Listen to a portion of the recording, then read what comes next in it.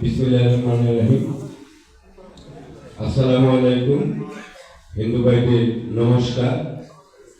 আজকে master and sons থেকে যে এত সুন্দর একটা আয়োজন করেছে, আসলে আমরা তাদের কাছে কৃতজ্ঞ এবং আমরা খুবই মুগ্ধ হয়েছি যে চায়না থেকে যে লোকগুলো আসছে এত সুন্দর একটা ম্যানেজমেন্ট করেছে, আমাদের কাছে খুবই ভালো লাগছে।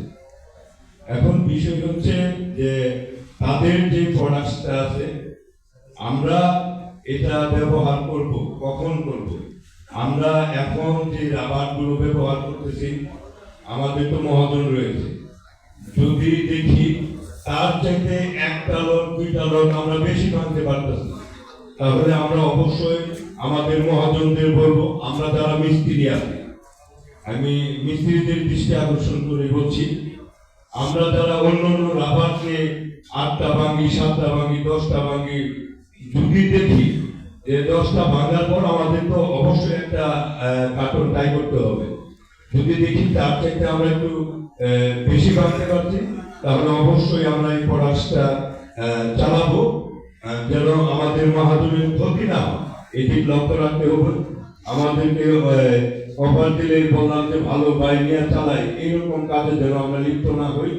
আমরা অবশ্যই চেষ্টা করব যে এই যদি ওর চাইতে দুইটা একটা লোক ভালো বেশি ভালো যায়, তাই আমরা অবশ্যই প্রোডাক্টটা চালানোর জন্য চেষ্টা করব।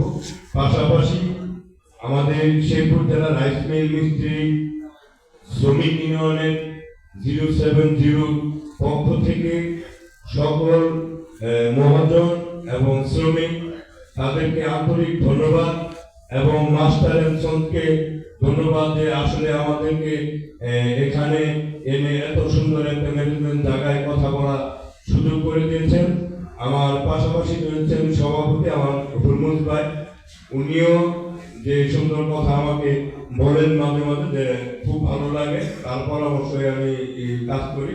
আপনারা সবাই দোয়া করবেন, আপনাদের সুস্বাস্থ্য কামনা করে আমার কথা শেষ করছি। আসসালামু আলাইকুম।